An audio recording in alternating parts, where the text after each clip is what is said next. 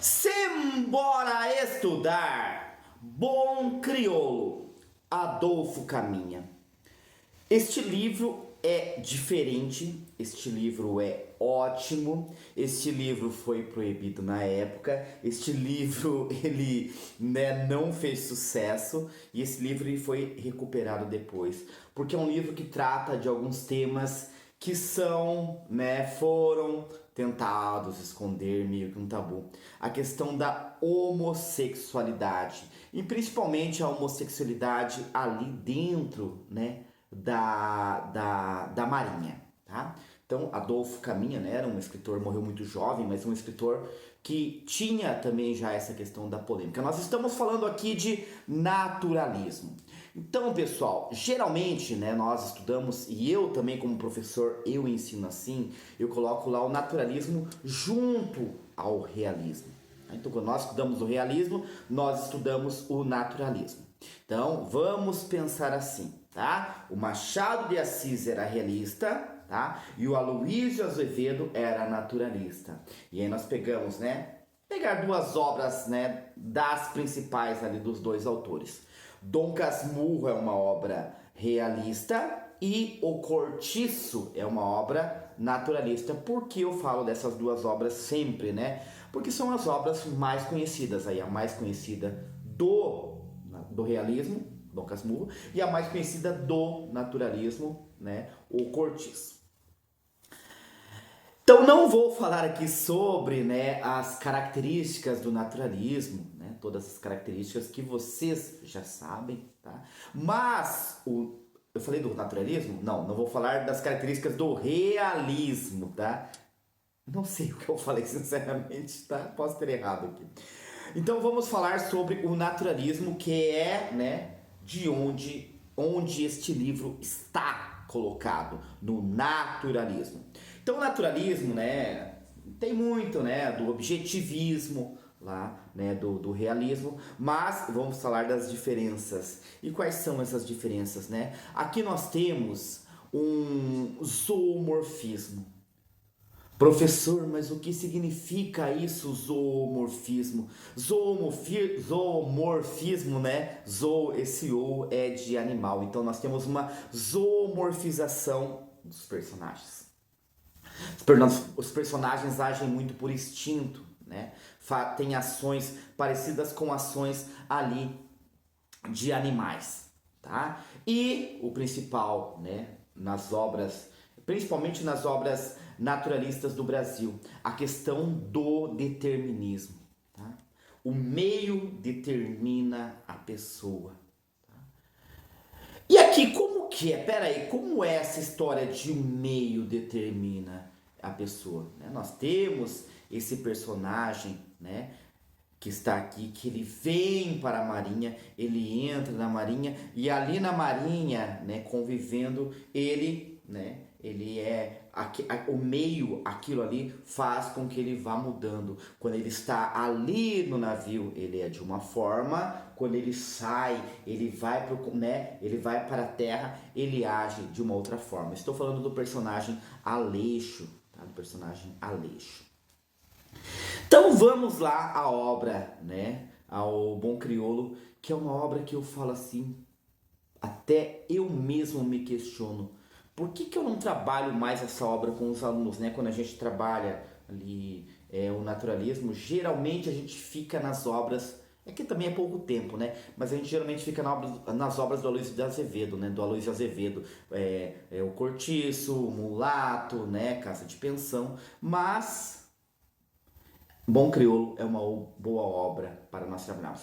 Ah, pessoal, outra coisa, não é o Bom Crioulo, é Bom Crioulo, tá? Nós não temos esse artigo. O título do livro original é Bom Crioulo. E Bom Crioulo, o livro Bom Crioulo, ele começa, falando que eles estão numa corveta. Essa corveta já não é mais, o que ela era, tá? Ela está ali mudada. E nós temos uma cena ali em que algumas pessoas vão ser castigadas, tá? Então nós temos ali, dentro desse navio, o castigo primeiro, de um rapaz apelidado de pinga, né? Porque ele foi pego ali fazendo algumas coisas ali que não podiam ser feitas, que a gente entende como se ele estivesse se masturbando ali no navio. E pegaram-no masturbando, então ele ia levar umas bordoadas. E, né, o principal ali, o personagem principal, que é o que nós vamos ver, Bom Crioulo, que vai ser castigado, que é um personagem chamado Amaro, e ele vai ser castigado por quê? Tá? Porque ele protegeu um rapaz que tinha entrado no navio e alguém foi mexer com esse rapaz. E esse rapaz que era o Aleixo. Então ele protege o Aleixo, ele bate de frente ali, né? Ele bate no rapaz que foi mexer com o Aleixo. Tá? Esse era o Amaro, o Bom Crioulo. Então percebam já uma coisa ali da proteção, né? Esse Aleixo entrava no navio um rapaz novo, o livro deixa claro isso, é praxe isso, né? Entrava um rapaz novo ali, os outros homens já iam dar em cima dele. Então na Marinha tinha essa questão ali, né, da homossexualidade como algo normal. E era mal vista quando ela era feita entre o povo de baixo, né? Entre o pessoal da Marinha das patentes baixas. E fala que os oficiais também praticavam isso, mas entre os oficiais isso, né, só era olhado assim, tá? Então é uma coisa que vem, né, no exército brasileiro já há muito tempo. Normal, tá? No meu ponto de vista, isso é algo normal na sociedade, mas o problema é que eles negam tudo isso, né? E se colocam lá como os machões, que eu gosto de mulher e coisa e tal, quando a gente sabe, né, que o negócio não é bem assim, tá? Me perdi aqui um pouco, deixa eu voltar aqui pro enredo, tá? Então nós temos ali, né, acontece isso, e esse cara, o Bom Crioulo, ele é colocado como um cara muito bom, tá? Muito bom, realmente, ele não dá problemas, né? Só que, falam, o problema é quando ele bebe.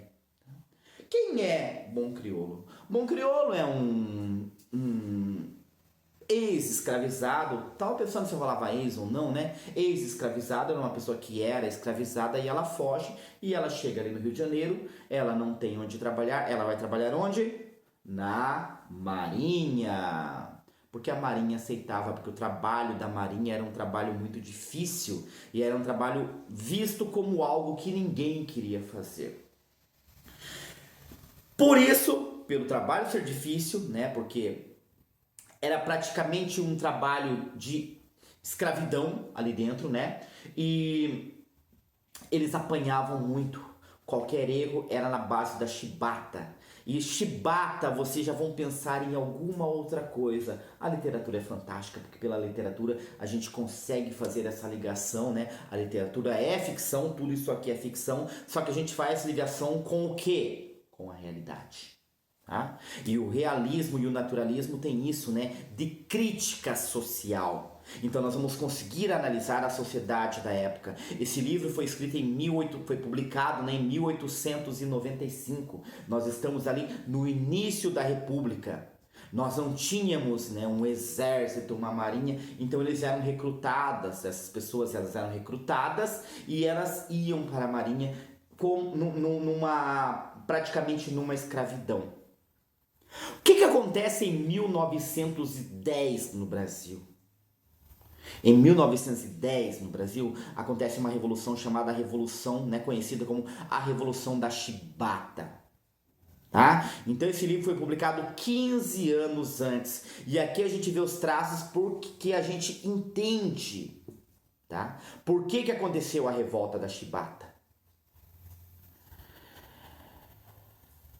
Antes da revolta da Chibata, né, os marinheiros brasileiros, eles eram acostumados a trabalhar sobre aquilo, ó, qualquer coisa levar chibata nas costas. O livro diz isso, né, que eles, por qualquer erro, eles levavam chibatadas. E aí, um pouquinho antes de 1910, eu não sei exatamente quando eu precisaria, né, não, minha memória não está assim, né, aquela maravilha, já vi sobre isso. Também não sei se há registros exatamente da data, mas os marinheiros brasileiros, eles vão, alguns marinheiros brasileiros, os melhores, eles vão para a Europa, mais especificadamente para a Inglaterra, para aprender a operar um navio que o Brasil compra, né? O Brasil compra um navio e precisa de pessoas que aprendam a operá-lo. E entre esses alguns, né, entre esses que vão lá operar o navio, está um negro chamado João Cândido. É, e eles chegam lá na Inglaterra, eles se admiram da forma como os marinheiros ingleses, né, os marinheiros europeus, eles são tratados. Eles são tratados de outra forma, eles são tratados como seres humanos, eles não levam chibatadas, eles não apanham. A marinha é como um trabalho como outro qualquer, em que eles são empregados e eles trabalham lá. E dizem até que eles tiveram contato com marinheiros russos. E na Rússia tem toda aquela questão, né, dos trabalhadores univos, né? A Rússia ainda não está na época da Revolução, é anterior a isso, né? Mas tinha alguns marinheiros russos que fugiram da Rússia. E a Rússia tem sempre essa coisa, né, da Revolução, né? Estar ali, da luta de classes. E esses marinheiros voltam para o Brasil e não aceitam mais, né? Não aceitam levar chibatadas. E aí acontece a grande revolta da chibata, que eu não vou falar mais sobre a revolta da chibata, né, gente? Porque aí é com vocês, tá? Nós estamos aqui para falar do livro, mas foi um fato importantíssimo aqui na nossa história, tá? E está registrado aqui na nossa literatura, desculpa, que está registrado aqui, né, a forma como os marinheiros, tá, de patentes, né, das mais baixas ali, eram tratados. A revolta da chibata não está neste livro, tá? Só para que não fique dúvida. Não está a revolta da chibata. Está a forma como os marinheiros eram tratados. E Bom Crioulo sofre ali, né, aquelas chibatadas, apanha sem demonstrar dor, né, como assim, um grande herói, sai ali e tal. E o Aleixo, ele até, nossa, o cara apanhou por mim, né? Nossa, ele levou as chibatadas lá e aguentou tudo por mim. Aí o romance vai contar um pouquinho, né, da vida. Eu já adiantei um pouquinho aqui do Amaro, né? Só que ele fala que depois que o Aleixo entrara no barco, o Aleixo estava em Santa Catarina. O Aleixo volta com eles. O Amaro já estava se comportando de uma forma diferente, tá? Então o Amaro já estava se comportando de uma forma diferente depois que conhecera, né, ali, né, o Amaro, o nosso bom crioulo. Pessoal, pensei no nome, tá? Amaro, Amaro de amargo, tá? Mesma coisa lá de um livro que vai ser escrito depois, né? Fogo Morto, do José Lins do Rego, que também tem um personagem chamado Amaro. Bem diferente o personagem desse aqui, tá? Só o nome e a questão da forma como eles, né, são amaros. Tá? Deixa eu, onde eu estava mesmo. Então, vamos lá. E aí, ele começa a se aproximar ali né? O Amaro. Tem alguns momentos ali, né? Tem do livro um momento em que o Amaro tira a roupa e os outros marinheiros ficam olhando aquele colosso de homem, aquele homem forte. Eles falam, nossa, né? Esse cara é forte, hein? E o Amaro que está por ali. E aí fala, né, que o Amaro, ele tentou se relacionar com algumas mulheres, ele nunca conseguiu, ele não se sentia, né, bem, ele não conseguia sentir nada, mas ele agora estava sentindo algo diferente, tá? Pelo Aleixo. E até o momento em que ele chega próximo ao Aleixo, durante uma noite ali, ele pega a sua caminha lá, o seu colchãozinho, né, e ele vai ao lado ali, e eles acabam dormindo juntos, e a partir desse momento eles se tornam um casal. Eu penso que às vezes, né, o preconceito parece que é maior hoje para muitas pessoas do que naquele tempo. Tem pessoas que deveriam viver antes dessa época, realmente, né? com pessoas muito preconceituosas, porque isso é tratado com naturalidade pelo nosso narrador. O narrador fala de uma forma até bonita, né? Eu falei da zoomorfização, ainda não tem aqui, mas vai aparecer depois. Mas de uma forma bonita, a forma como o amor entre os dois. Há de se pensar também, né, na questão da pedofilia, tá, pessoal? Por quê? Porque o Amâncio, ele é menor de idade, ele tem 16 anos, e o Amaro já é um homem com mais de 30 anos, né? Então, observem, há a questão da pedofilia que era praticada nessa época, né? Muito mais, né? A gente sabe de mulheres com 14, 15 anos que eram seduzidas também por homens, né? Eu falo aqui da literatura, tem o famoso caso ali, né? Do Tomás Antônio Gonzaga, bem antes, né? Que se apaixona lá pela Marília. A Marília, né? Brincava de boneca ainda, a Marília devia ter 13 anos, por aí, tá? Então, tem isso, tá? Não vamos fugir disso, vamos falar do que realmente o livro aqui é. E na volta, depois dele dormir isso, ele fala assim, né, pro Amaro. O Amaro fala pro Aleixo: quando nós pisarmos em terra, que nós fomos para a terra, eu vou lá na Rua da Misericórdia, eu conheço uma mulher lá, ela tem lá um sobradinho, ela vai ter um quarto para nós dois e nós dois vamos viver lá. E aí vai começar a vida dos dois, desse casal, tá? E eles não se preocupam com o que os outros falam, tá? Nem um pouquinho, tá? Então por isso que eu falei, há pessoas hoje, né, com a cabeça lá ainda no século, nem é no 19, nem é no 19, tá? É no 18. E eles saem, né? Quando eles saem lá, eles são liberados e eles vão, arrumam, alugam lá um quarto, né? Que é um quarto de uma portuguesa, né? É um quarto de uma portuguesa e essa portuguesa aluga o quartinho para eles. É uma portuguesa que o Amaro já tinha ajudado, né?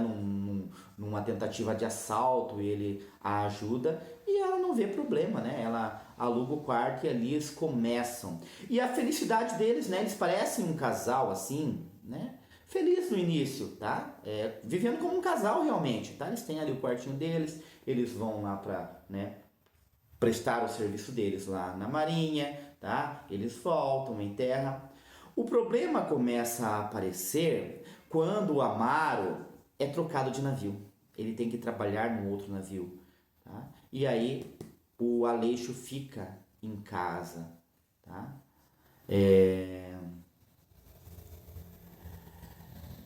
Aí a dona, eu não tô lembrando o nome dela agora, gente, credo, que coisa.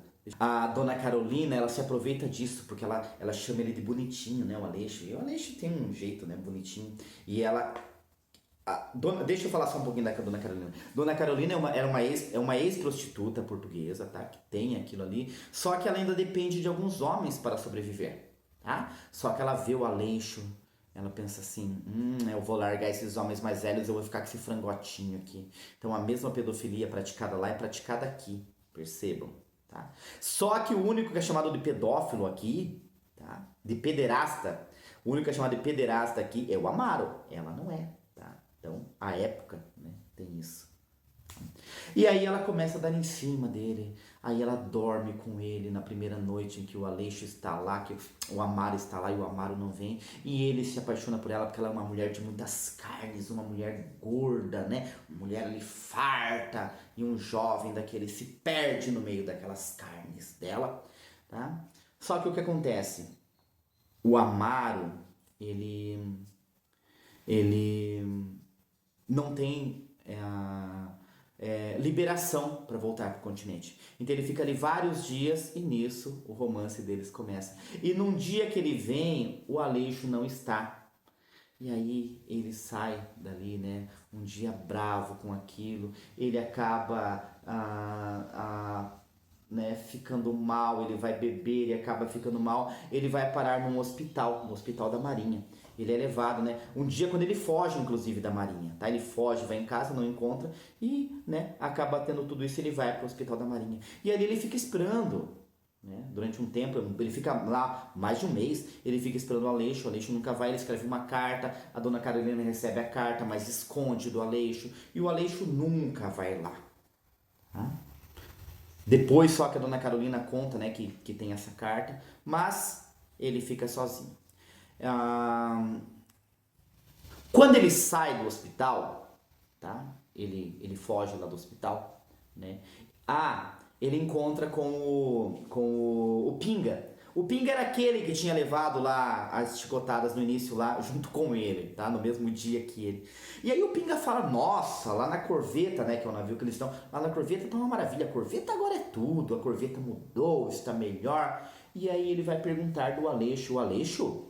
Ah, o Aleixo tá lá, os oficiais dão em cima dele, não sei o que e tal, mas dizem que ele está amigado com uma mulher.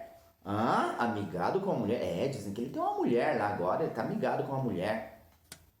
O Amaro já fica pé da vida, né? E o Amaro vai lá pra Rua da Misericórdia. Ah, não falei da Rua da Misericórdia, né? A Rua da Misericórdia, onde fica lá o sobrado. Ah, eu gosto sempre de pesquisar muito, porque assim, eu não me recordo de Rua da Misericórdia ali no centro, né? Por isso que eu fui pesquisar Rua da Misericórdia ali no centro do Rio, tá? Na área central ali, no centro antigo do Rio de Janeiro, enfim, tá? E aí eu descobri que Rua da Misericórdia não existe mais. Hoje existe apenas o Largo da Misericórdia, né? Lá onde era a Rua da Misericórdia, mas só um trecho. Porque a Rua da Misericórdia também ela foi destruída junto com o Morro do Castelo. Tá? Quando teve, né, uma questão da urbanização do Rio de Janeiro ali, nas primeiras décadas, né, do século XX, tá? E aí eles derrubaram tudo que havia no Morro do Castelo. O Morro do Castelo é importantíssimo também, tá? Em várias obras do Machado de Assis aparece, né? Ruas do Morro do Castelo, fala sobre o Morro do Castelo. A Luísa Azevedo também fala do Morro do Castelo, tá? E é uma rua que existia ali e não existe mais, tá? Essa rua, então a Rua da Misericórdia não existe. Parece que existe uma outra Rua da Misericórdia num outro bairro do Rio, mas ele fica distante, né? É mais numa região mais distante ali. Mas onde que eu estava mesmo na história quando eu fui falar da Rua... Ah, da Rua da Misericórdia eu lembrei. E aí ele vai lá pra Rua da Misericórdia, né? Ele chega ali e ele vê lá que bate e ninguém atende. Aí ele vê uma padaria em frente, ele vai conversar com o cara. Ele vê que o dono da padaria não tá, ele vai conversar com um funcionário da padaria. Escuta, a dona Carolina ainda mora aqui. Ah, a dona Carolina, aquela portuguesa, mora assim. E ela tá amigada com o cara. Ele vai contando tudo, né? E aí sobe o ciúme. Porque ele pensava em perder o Aleixo para outro homem, né? Ele jamais imaginou que o Aleixo ia estar com uma mulher agora. Tá? Então observa, tá? O Aleixo era um lá na Marinha e era outro. E o que eu falei para vocês do determinismo, né? Essa questão da homossexualidade dentro da Marinha, como algo comum. Tá? Então você conforme o meio, você é determinado conforme o meio em que você vive. Quando ele sai de lá, ele torna-se outro. Apesar dele ser muito diferente de todos os outros. Quando ele está lá, ele se torna um igual. Tá? E a zoomorfização é essa, né? Do Amaro. O Amaro começa a agir de forma muito irracional, parecida com os animais. Há trechos em que o Amaro age comparando-se a animais aqui no livro. E o Amaro fica pé da vida. E quando o Amaro está ali na conversa, que ele já está, o rapaz da padaria fala: Ah, lá vem ele lá, ó. O Amâncio. E o Amaro corre pra cima do Amâncio e acaba matando o Amâncio. E nós temos esse fim trágico, né, dessa história do romance Bom Crioulo. Tá? O romance termina assim. Ninguém se importava com o outro, com o negro. Quer dizer, eles estavam se importando só com o corpo que fora carregado do Amâncio.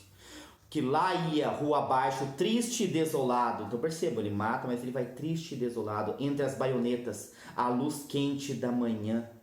Tá? Todos, porém, queriam ver o cadáver, analisar o ferimento, meter o nariz na chaga. Mas um carro rodou todo lúgubre, todo fechado, e a onda dos curiosos foi se espalhando, até cair tudo na monotonia habitual, no eterno vai e vem.